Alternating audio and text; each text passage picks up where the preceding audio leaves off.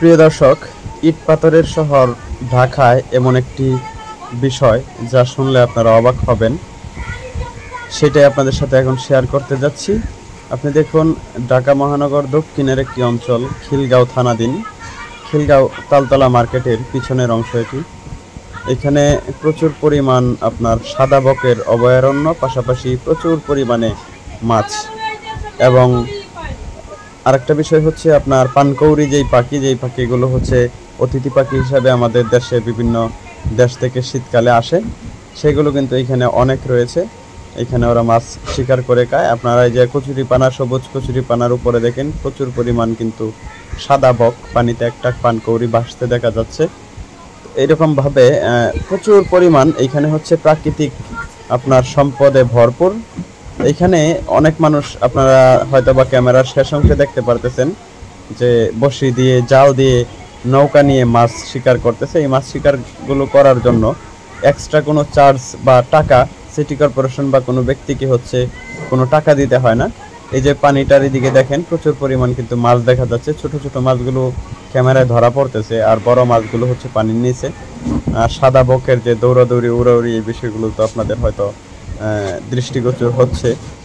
তো এমন একটি জায়গায় আমরা রয়েছি ঢাকা মহানগরীর ভিতরে, যেখানে ইট পাথরের দেওয়ালের বাহিরে অন্য কিছু বা প্রাকৃতিক কোনো বিষয় চিন্তাই করা যায় না। কিন্তু এইখানকার এই জায়গাটায় এত পরিমাণ অতিথি পাখি এবং সাদা বক, যা অকল্পনীয়। আপনারা কচুরিপানার উপরে কিন্তু অনেকগুলো বক দেখতে পাচ্ছেন। তো আমি বলবো, যারা হচ্ছে এখানে মাছ শিকার করতে পছন্দ করেন বা প্রাকৃতিক সম্পদ বা প্রাকৃতিক বিষয়গুলো দেখতে পছন্দ করেন, তারা এখানে আসতে পারেন। তালতলা মার্কেটের পিছনের অংশ, কবরস্থানের ঠিক সাথেই, যেই ঝিলের অর্ধেকটা অংশই কিন্তু এখন কবরস্থান, আর অর্ধেকটা অংশ ঝিল রয়েছে।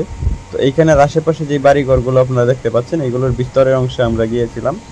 দেখা গেছে যে ভিতরের অংশগুলোতে বৃষ্টির পানিতে প্রচুর পরিমাণ মাছ ঢুকে গেছে এবং তারা এগুলো শিকার করতেছে। এইভাবে ঠিক এই জায়গাটাতে আপনি যখন মাছ শিকার করবেন, তখন হচ্ছে মাছ শিকার করার জন্য আপনি সাথে কি কি নিয়ে আসবেন? আপনি সাথে অবশ্যই বড়শি, যারা বড়শি দিয়ে মাছ ধরতে পারেন তারা বড়শি নিয়ে আসবেন। যারা জাল দিয়ে মাছ শিকার করতে পারেন তারা জাল নিয়ে আসবেন। এছাড়া অন্যান্য সিস্টেমে যারা, এই দেখেন পানিটার মধ্যে প্রচুর পরিমাণ মাছ কিন্তু, ঠিক আছে।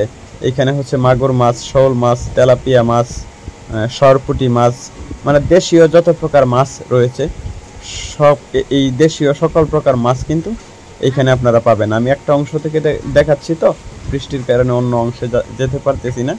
এই যে এই পাখিগুলো উঠতেছে, এগুলো হচ্ছে পানকৌড়ি পাখি। অসংখ্য পানকৌড়ি পাখি এইখানে রয়েছে, বিশেষ করে চার প্রজাতির পাখি। এই যে দেখুন, এই যে পাখি আপনারা দেখলেন, এই যে পাখি। তো পাখির একটা অভয়ারণ্যতে পরিণত হয়েছে। এখানে কেউ পাখি শিকার করে না।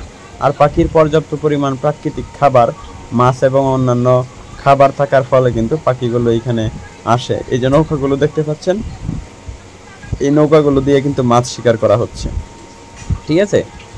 এই নৌকাগুলো দিয়ে তারা হচ্ছে সবসময়, যেদিনই বৃষ্টি হয় সেদিনই মাছ শিকার করে। পানির গভীরতা এখানে অনেক। আমি বাসাবাড়ির ভিতরের যে পানির পরিস্থিতিটা, সেটা হচ্ছে প্রাইভেসিজনিত কারণে দেখাতে পারলাম না।